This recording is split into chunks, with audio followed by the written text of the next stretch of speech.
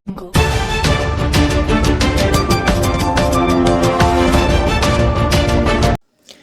एक अहम खबर मगरबी बंगाल से।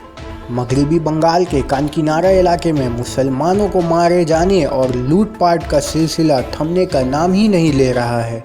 ताज़ा वाक़या सोमवार रात देर गए का है, जब गर्मी से राहत पाने के लिए कानकीनारा के आरा समाज रोड पर मोहम्मद हलीम भी दीगर कुछ लोगों की तरह सड़क किनारे साइकिल वैन पर बैठे हवा खा रहे थे।